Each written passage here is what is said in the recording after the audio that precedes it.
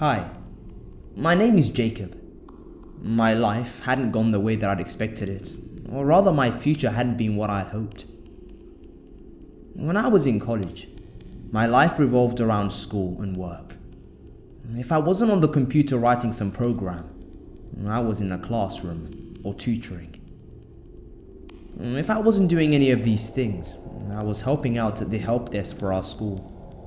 Either way, I had no life outside of school and work, mainly because I told myself that I would focus on the fun parts of life when I had a degree and decent paying job.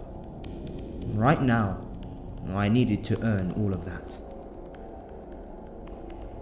When school finally ended, I was in a panic to get a decent job, because I knew not soon afterwards, Uncle Sam would come calling for me to pay back all the student loans that I'd taken out.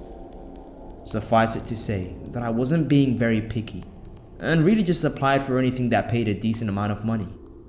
I didn't even care if it was related to my computer science major, just that it would pay the bills.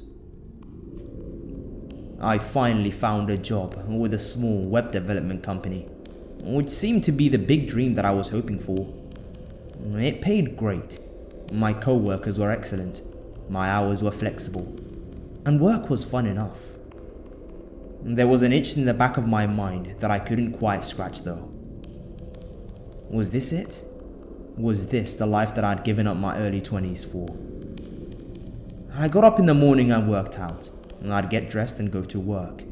Then, for 8 or more hours, I would work on different code banks and polish up different websites, before sloughing off back to my new apartment to eat, sleep, and repeat. I tried going out with friends, going to bars and parties, taking walks, and all the things that you assume to be the normal things to do in life. But none of it brought any excitement to me. I started taking inordinate risks when I was driving, caring less about how people perceived me when I talked with them, and ignoring friends and family. You have to understand some things about me to really know what I was going through. For the better part of my life, I'd been regarded as a pretty strange kid. I was interested in the more occult and obscure parts of life, and didn't really care much for rules, stealing from others, breaking into houses in my youth, and lying like second nature. As I entered my teenage years, I realized quickly that I couldn't get away with these things anymore if I wanted to get ahead, and decided to change a lot about myself. In essence, I learned to wear a mask, and got so good at it that I seemingly forgot that I'd been wearing it for all these years. I'd even fooled myself. With the boredom and mediocrity of life after college settling in, my mask was starting to wear loose, and the creature from my youth was peeking out from behind it. I started frantically looking for things to satiate my growing need for thrill and excitement, and my numbness to social norms grew even more deafening. Working in computers, I had heard of and used Tor on many occasions. Tor is the browser that is used to access the deep web, but I'd never really been interested in anything it provided. At most, it masked your identity and sacrificed speed. But at worst, it was where the dredge of society lurked, and for all my social ineptitude, I knew that I wasn't anything like those people. On my way home from work one day, I was driving down the freeway as normal, but suddenly, a guy cut me off and dodged in front of me, almost causing me to crash. I slammed on my brakes and turned my steering wheel as hard as I could, causing me to run off the side of the road into a ditch. My brakes and wheels no doubt took some heavy damage, but in general, my car was okay. The whole experience made my heart beat like it was young again, and instead of being mad, I remember I was almost excited by the thrill of it all. That's when it occurred to me that I may have a use for the deep web after all. Like I had said, it was where you could find all the dregs of society, and while I was sure that I wasn't one, perhaps I needed someone who was willing to stoop to that level. When I got home, I downloaded Tor and started researching different anonymous forums where I might be able to score a little action. To the more experienced users of the dark web, I likely came off as a newbie going around poking his head into places that he knows nothing about. But I didn't care.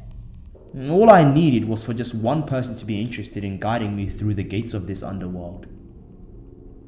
I posted a little thread here and there on any open forum that I could find, looking for an adventure and something that will get my heart pumping like I'm alive again. I provided a recently set up email and waited to see if I would get any replies. Many of my threads were taken down by moderators, as well as those that weren't found unsolicited spam, obvious virus links, or disgusting images sent to the email that I had provided. After a few days of no success, I learnt of a few chat rooms that I believed might be more helpful with my research. These would be live conversations, so I wouldn't have to wait for replies, and they would hopefully be more welcoming to someone who didn't know a lot about this kind of thing. After posting my normal looking for adventure, most of the rooms booted me, either because I'm a newbie or they believed that I was a cop. But in my very last one, I received a pop-up to talk to one of the people in the chat member privately, which I was more than happy to do. There, I was at my desk, nothing lighting the room but my computer monitor. Sitting in the darkness, I chatted back and forth with this guy about my life, and how I wanted something more interesting, risky, and fun. He said he'd met many people who'd stumbled onto this chat looking for the same thing, and that he always liked helping them out. We talked for days about the different adventures that he'd taken his past acquaintances on, but how each one of them always wanted to return to their normal, dull lives after a bit, which left him to continue his search for that one buddy who wouldn't leave. The whole thing sounded incredibly sad and stalkerish, which, believe it or not, didn't frighten me away, but left me more interested. I'm not naive or stupid. I was talking with someone I'd never met on a random dark web chat room. At its least harmful, it was probably some old fat guy sitting on the other end spinning me a web of lies. However, at its most dangerous, it probably was something very dangerous, and I wanted to find it out for myself. I wanted him to be dangerous. I was hoping that he'd be dangerous, because therein lies the thrill, which was my vendetta from the beginning of this little adventure into the dark web. I got up the courage to ask him if he'd ever actually want to meet and go on one of his little trips just to see what his reaction would be. And of course, he was more than happy to. I learned that he was only about 7 hours from me, so I suggested we meet next week, and that I didn't want to know any of the details, just that I wanted to have a fun time for a few days. The days passed by quickly, and the night before I was planning on making the trip, I packed up all the things that I thought I might need. Clothes and travel stuff, but also a few self-defense items, along with a flashlight and several burner phones. Loading it all in my trunk, I started to get a rush then and there of what I was about to do. I was meeting up with a complete stranger in the middle of the night, putting myself in danger, and had no idea what the morning hours were going to bring. As I drove down the dark highway road, my lights beaming in front of me, I felt as alive as ever. The dull drudgery of my job, the boring routine of my life, it all just slipped away. Night and the passing cars gave a kind of quiet and peace to my racing mind. When I got to the town of my new friend's address, I really started to feel the excitement wash over me. I'd given him the number of one of my burner phones, and he texted me. "Are you almost here?" I didn't reply, as I knew that I was already here, and pulling over would just take a bit more time. I winded up on a road near the edge of town, but definitely removed from the public and prying eyes, until I saw a house, a little way in the distance. Pulling into the driveway, the reality of what I was doing started to hit me like a ton of bricks, and more than excited, I began to feel scared. My car lights shone strongly against a large metallic garage door, and I saw a shadow move across the bay windows of what looked like to be a living room. I received another text. Come on in. The doors are unlocked. I took a deep gulp and I opened my car door. The beeping startled me as I had forgotten to turn off the engine.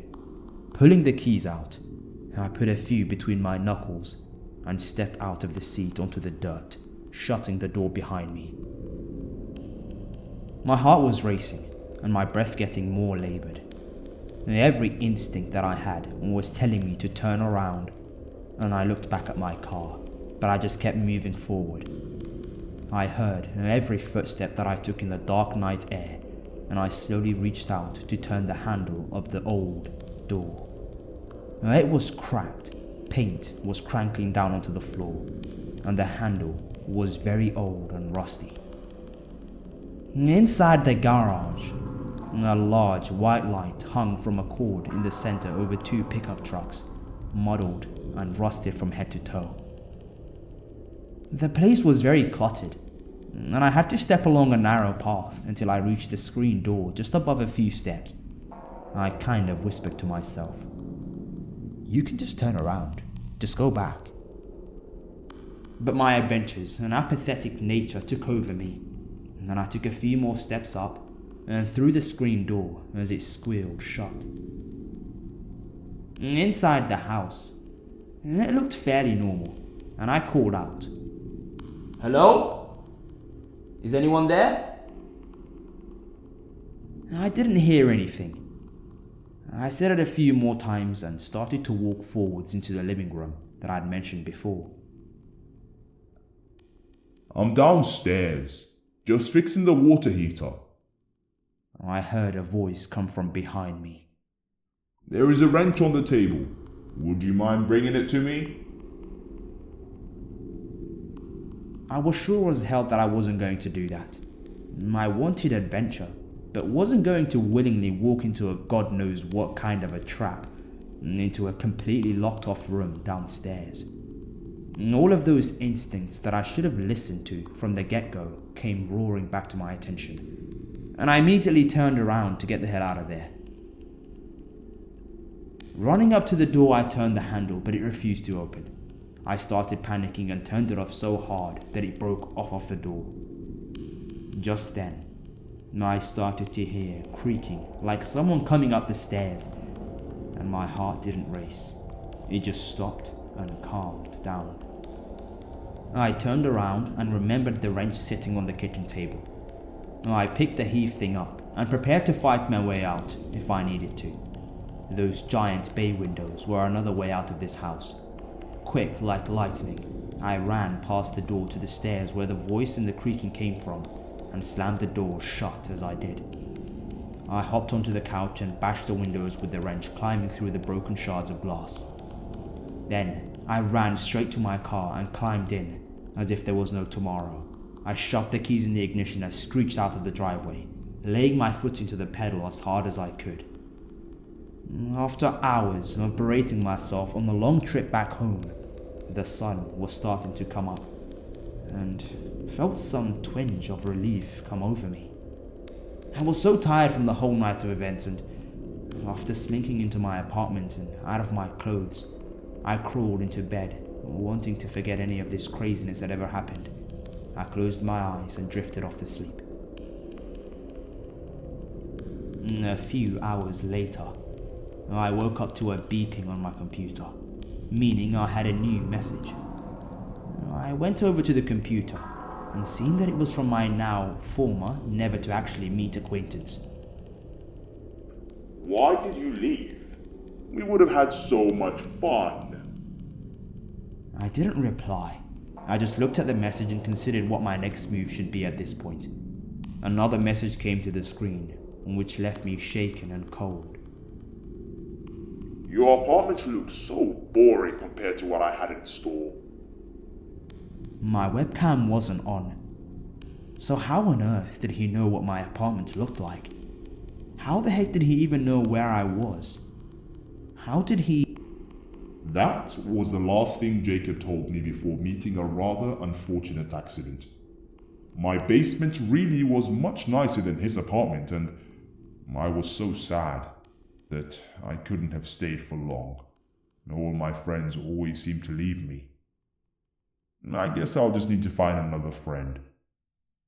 Tell me, have you ever thought of going on the dark web? I know somewhere you might like. Yours sincerely, Sinister Intentions.